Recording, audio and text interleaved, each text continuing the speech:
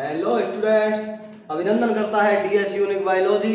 हमारे इस प्रयास में अब हम पढ़ेंगे परागन, निषेचन और भ्रूणपोष का परिवर्धन, यानी कि अध्याय 1 और अध्याय 2, chapter 1 and chapter 2 are completed in this series and chapter 3 is pollination fertilization, परागन एवं निषेचन।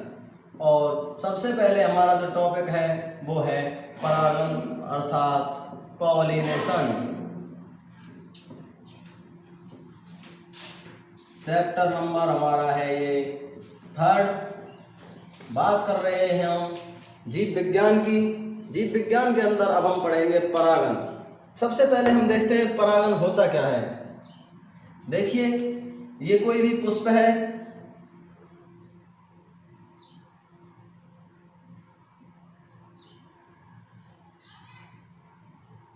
कोई भी पुष्प ये है और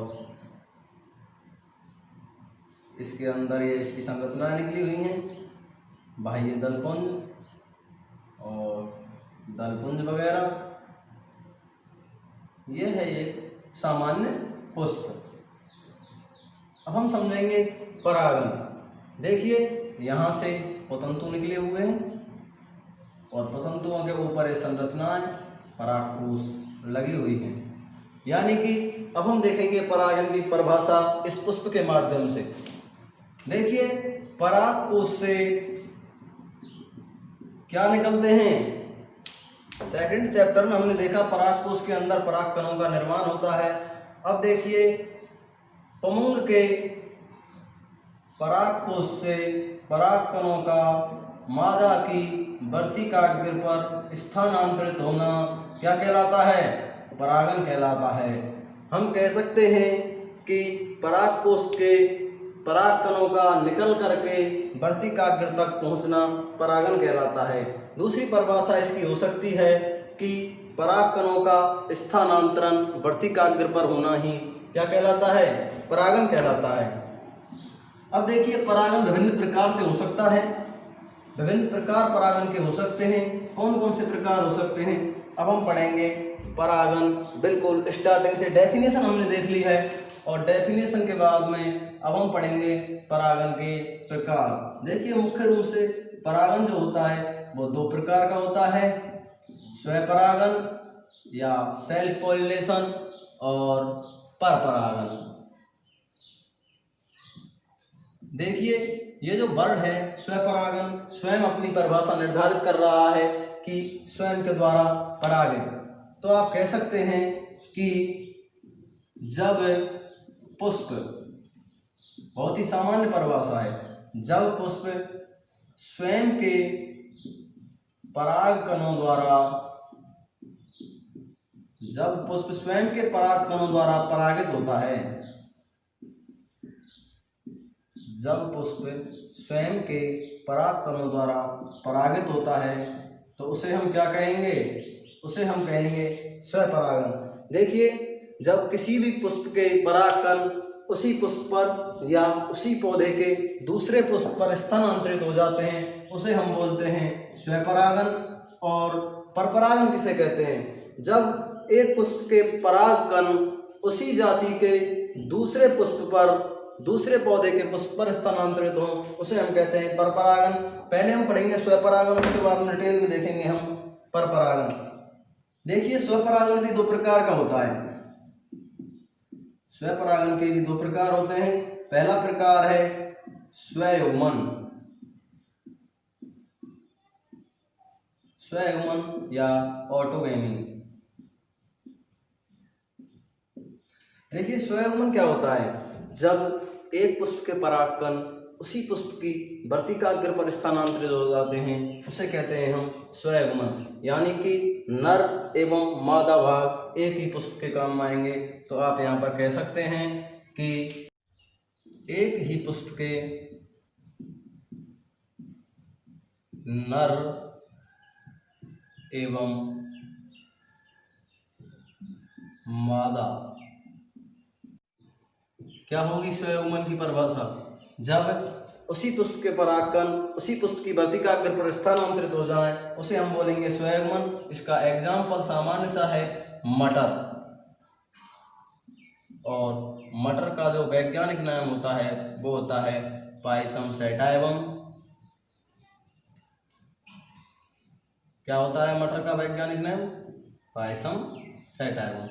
अब देखिए पहला प्रकार इसका हो गया है। दूसरा प्रकार इसका होता है सजात पुष्पी परागन।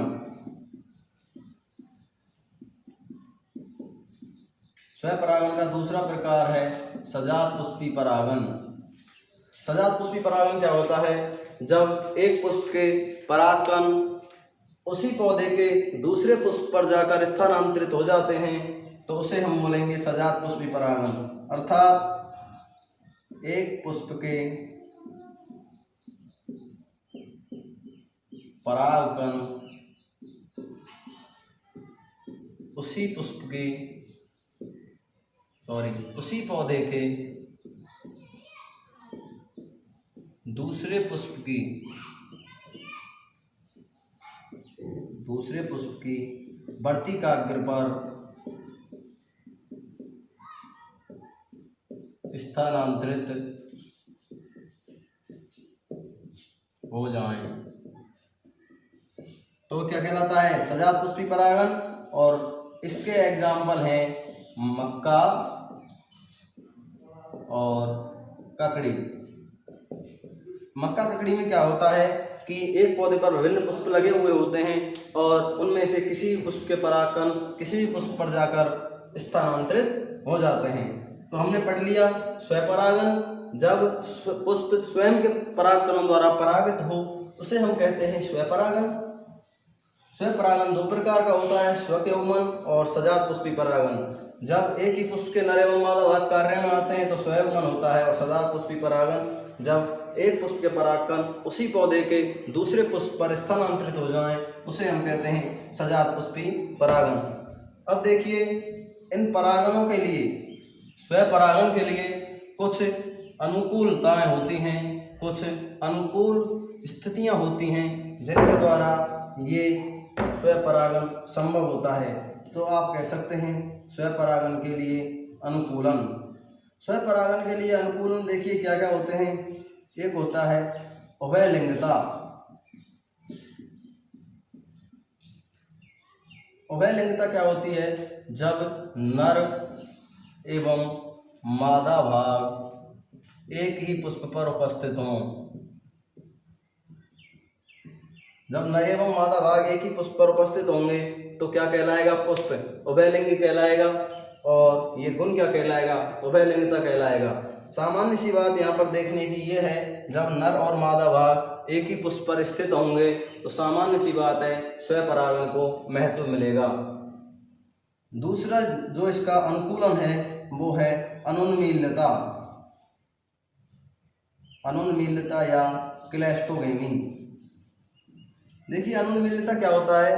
कुछ पुष्प ऐसे होते हैं जो कि पूरी तरह से बंद होते हैं, उनका आवरण नहीं खुलता है, तो उसमें नर और मादा भाग को यानी कि परागकणों को बाहर निकलने के लिए स्थान नहीं मिलता है। ऐसी स्थिति में मजबूरी हो जाती है कि स्वपरागन ही होना पड़ता है। स्वपरागन कब होगा? जब उसी पुष्प के परागकण उसी पुष्प की वर्तिकाग्र पर जाएंगे। और सामान्य सी बात है जब पुष्प बंद रहेगा तो उनको बाहर स्थान नहीं मिलेगा जाने के लिए।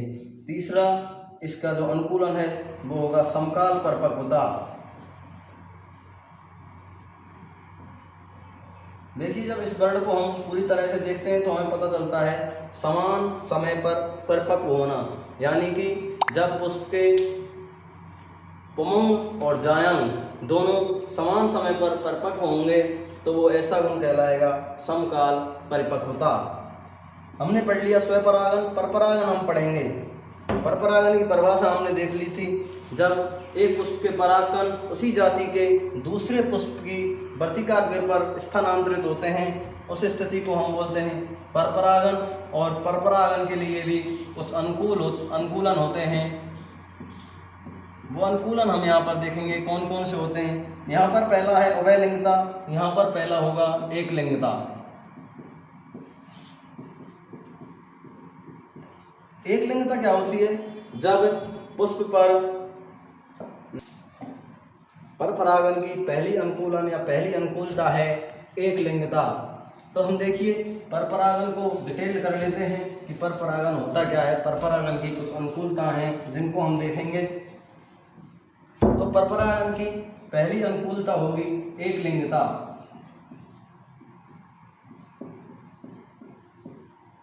एक लिंगता क्या होगी कि एक पुष्प पर या तो नर उपस्थित होगा या मादा उपस्थित होगा, यानी कि पुष्प में एक ही जन्नांग की प्रधानता पाई जाएगी। ऐसा पुष्प कहलाएगा एक लिंगता, एक लिंगी पुष्प। और इस गुण को कहेंगे एक लिंगता। हम पढ़ रहे हैं अनुकूलन, और अनुकूलन भी किसके? पर परागन के। ठीक है। और दूसरा इसका जो अनुकूलन होगा वो होगा स्वयंबद्धता। स्वयंबद्धता क्या होता है कि सभी प्रकार के अनुकूलन होने पर भी पुष्प के परागकण उस पुष्प पर परागित नहीं होने पाते हैं, यानी कि कुछ ना कुछ ऐसी संरचनात्मक समस्याएं आ जाती हैं जिनसे पुष्प के परागन में बहुत समस्याएं आती हैं। उसे हम कहते हैं स्वयंबद्धता, यानी कि किसी भी संरचनात्मक समस्या के कारण पुष्प अपने आप को परागित नहीं कर पाता है। ऐसे गुण को कहते हैं स्वयंबद्धता। तीसरा इसका गुण होता है, उसमें हमने पढ़ा था स्वयंपरागन में समकाल परिपक्वता, इसमें होगा भिन्न काल परिपक्वता।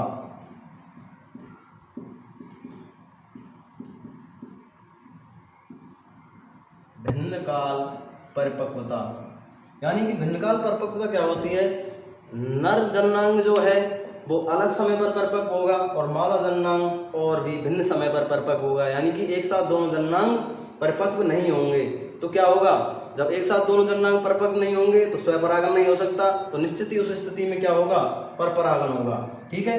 भिन्नकाल परिपक्वता के बाद में भिन्नकाल परिपक्वता में देखिए कई होते हैं, जैसे होती है पुंपूर्वता। इसमें पहले पुंकेसर क्या हो जाता है? परिपक्व हो जाता है। उसी प्रकार होती है स्त्री पूर्वता। इसमें क्या होता है?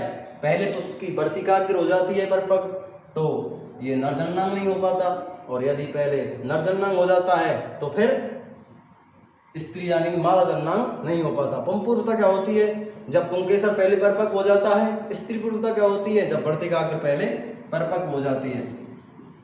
और एक गुण है विषम वर्तिकाग्र। विषम वर्तिकाग्रता। विषम वर्तिकाग्रता में क्या होता है फ्रेंड्स? देखिए विषम वर्तिकाग्रता ऐसी स्थिति होती है जैसे एक पौधा पाया जाता है प्रिमुला। प्रिमुला में दो प्रकार के पुष्प पाए जाते हैं। एक में क्या होता है? वर्तिकाग्र लंबी हो जाती है और पुंकेसर छोटा रह जाता है। देखिए वर्तिकाग्र लंबी हो जाती है और पुंकेसर इतने इतने से रह जाते हैं। तो क्या होता है? यहाँ से यहाँ तक परागकण नहीं पहुँच पाते हैं। कुछ पुष्पों में यानी कि प्रिमुला में जो दूसरे प्रकार के पुष्प पाए जाते हैं उनमें ये छोटी रह जाती है वर्तिकाग्र और ये अधिक लंबे हो जाते हैं परागकोश, यानी कि जो पुंकेसर है वो अधिक लंबा हो जाता है, जिससे क्या होता है? यहाँ तक परागकण नहीं पहुँच पाते हैं। तो सामान्य सी बात है स्वयंपरागन नहीं होगा। बंद है वो? हाँ अब मैं कर रहा हूँ। चल ठीक है।